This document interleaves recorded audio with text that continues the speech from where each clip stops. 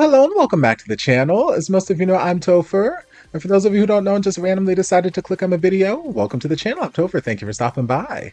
So we're here to do a reaction, and we're diving back into Jun and June. We're diving into episode 5. I just finished reacting to episode 4, and poor Hyun Jae.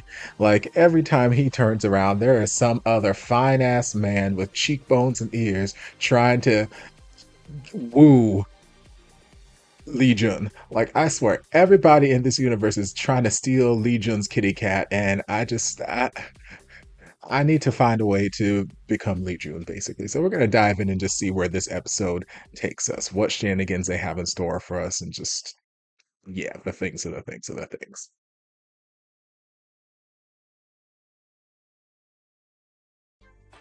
제대로 얘기 한번 하기도 힘든데. 다시 한번 봐요. 이그 내가 없는 사이에 벌들이 왜 이렇게 많이 Because he's adorable, but also they don't start every conversation by pressing their pelvis up against him. So maybe try that approach. Okay. Well, I like how Choi Jun was at least trying this episode to converse with Lee Jun in a way that did not involve his pelvis. Because, like I said, throughout the episode, he kept commenting on how, you know, he's having this internal dialogue with himself, how he wants to pursue Lee Jun or whatnot, but he doesn't know, he can't talk to him. He doesn't know how to have conversations with him, and he's flashing to these interactions he's seeing of Lee Jun with Shiboom and with Hyun Jae, and it's like, yes, because they know how to talk to him without jumping straight into super hypersexual mode, which, granted, you are terribly beautiful, and I would love for you to jump into super hypersexual mode with me. That sounds amazing. But as far as like trying to woo this childhood friend that you've got this crush on, you've seen he's a little skittish, and that super direct approach does not seem to work very well for him.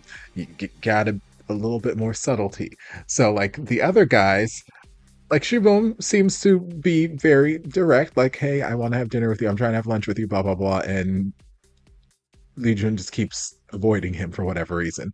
But then, as we saw in that last little phone call he had with him, he's like, "Oh, brother, you're the best," and we could even hear him on brother. What? Call him brother, like. So he, I don't know if Lee Jun is just aloof in the sense that he doesn't notice all of these fine ass men are trying to woo him, or if it's because he's so focused on the situation with Choi Jun that he's just oblivious to everything else, or because he's got some attraction to Choi Jun that he's forcing everyone else into the friend zone. I'm not sure. We'll just have to wait and see. But I like that Choi Jun was at least trying to have some sort of normal, civilized conversation with him. So he orchestrated this whole, hey, why don't you got to come to my office and spend the whole night here to get this assignment done because it's got to be sorted out thing. He gave the assignment to someone, which I'm assuming he already knew that that worker was going to be out of the office or whatever and would not be able to handle it. And he's like, well, why don't you give it to one of the interns, knowing exactly which intern they're going to give it to? Because as we've seen throughout this last 5 episodes, none of the other interns are apparently worth a damn because Lee Jun is the only person these senior workers are giving these tasks to. Granted, they're very menial tasks. They're very like, go get coffee, go make these copies, this, that, yeah. So it's not anything super involved, but he's the only person, only intern that can do any of these tasks. Nobody else can be asked to do these tasks. So Choi Jun probably knew it was going to end up falling on his hands. So it went according to plan. And they were actually having just normal, good conversation. Yes, they were having this back and forth Q&A session and, talking about each other. And it's like, oh, you're so strange to me. And it's like, you say that like you know me, but you only know past me. You don't know me. And Lee Jun's like, well, you don't know much about me either. Um, and they just keep talking and asking questions, and Choi Jun's trying to get the tea, like, what's your relationship with Shiboom? And he's like, well, when did you come back? And he's like, I asked you first. Then Lee Jun just asks another question. So finally Choi Jun answers, and he's like, okay, my turn. And he's like, he's just my senior at my old company. I used to be an idol. And he's like, you used to be an idol? And like, they were just having good conversation, and I loved to see it. It was nice to see them without the overt sexual tension in the room. It was nice.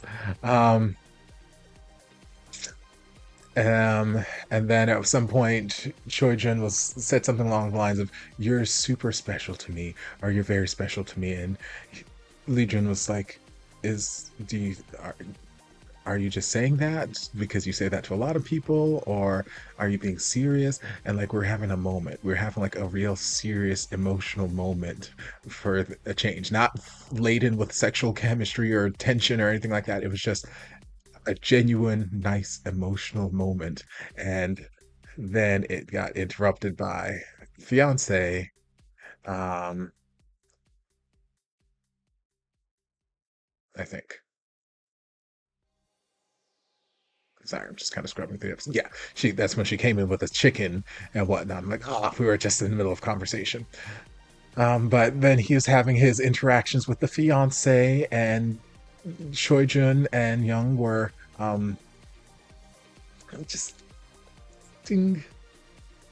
interestingly. So to an outsider looking in, it would appear as though they had some sort of relationship, some sort of involvement. Um, and that is the vibe that Legion was starting to get. And then later in the conversation, found out that, yeah, that's his fiance, and he bolted. He ran out of there like, mm-mm, mm-mm, fiance, I can't be here. I can't be involved with this. And then when he's walking outside by himself, he's like, I can't believe this.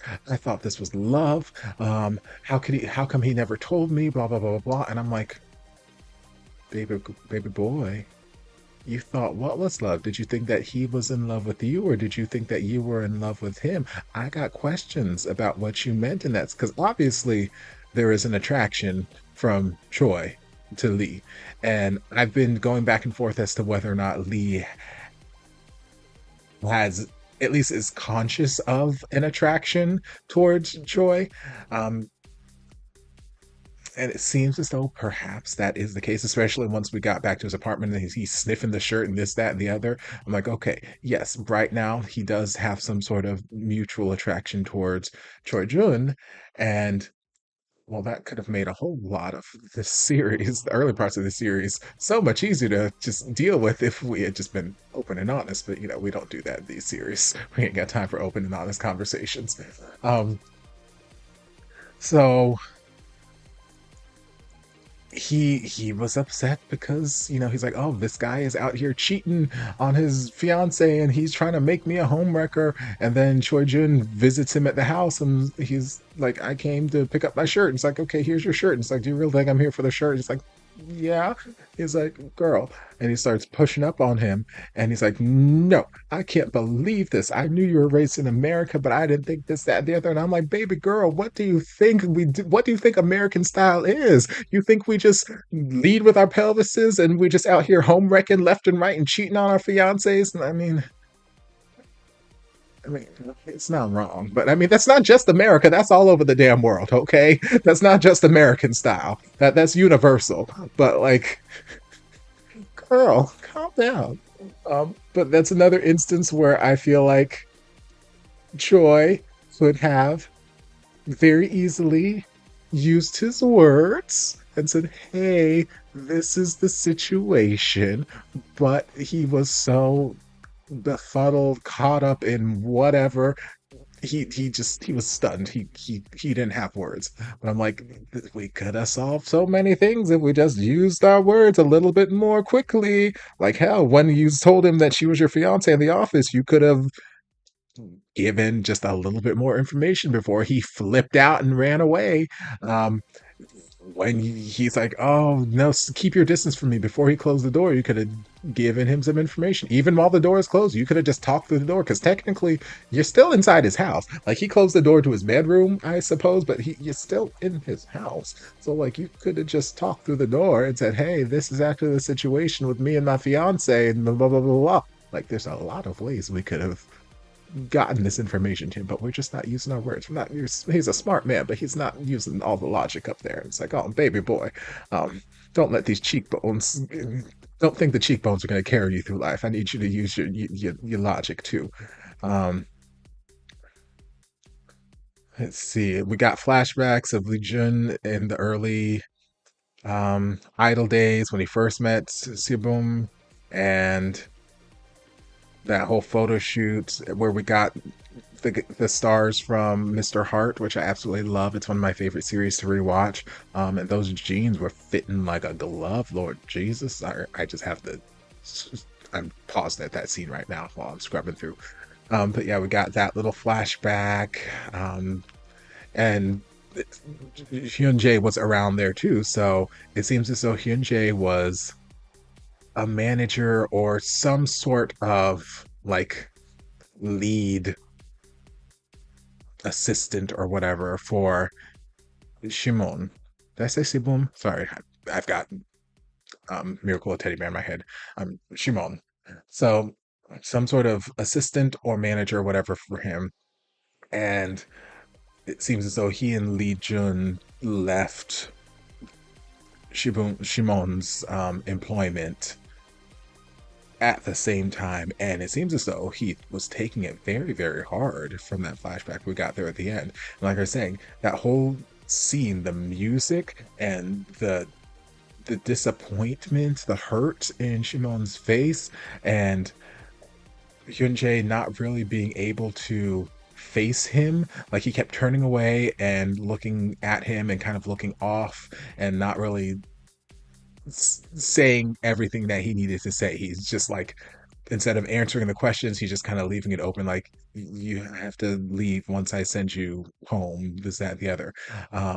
So it felt as though there was some sort of something that happened. I don't know if there was a romantic moment that happened between them prior to that, or if maybe one of them was starting to catch feelings and the other did not, or maybe they were both starting to catch feelings, but they just felt it wasn't going to work with the dynamic of their employment. I don't know. I got lots more questions, but I'm fine shipping them together. And then we also had that little message that Shinjae was reading from Shimon, which was like, "Oh, what was it? You hid away um, when I was there," or something like that. Sorry, I'm scrubbing through the episode trying to find it. Uh, it's when Lee Jun and Choi Jun were working in the office. All right, it's like here it is. So I got this message. You hid yourself after all. You're more childish than I thought. And then he's like, what am I doing with myself now? Or something along those lines. Um, so that message paired with the situation that we got the flashback of tells me that, well, obviously they did not end their whatever relationship they had on a good note. And Hyunjae is just not ready to face that. So I'm very interested to see where they go with that, because as much as I would love to ship Lee Jun with every fine ass man who pops up in the series who has great chemistry with him, I need him to be with Choi Jun. That's just the end of the series. I just need that to happen. So I would love for Shimon and Hyun Jae to rekindle potentially something. I would like for that to happen, but we just have to wait and see. But yeah, this was a good little binge we had here. Hope you guys enjoyed. If you did, don't forget to like, comment, subscribe, share, turn on notifications to be notified when all of my shenanigans get posted. If there's anything else you'd like me to react to, be sure to leave it down in the comments. I'll get to it as soon as I possibly can. If you'd like to support the channel in other ways, you're more than welcome to join us over on Patreon. You don't have to, but you're more than welcome to if you want to. And I'll see you guys in my next video. Love ya.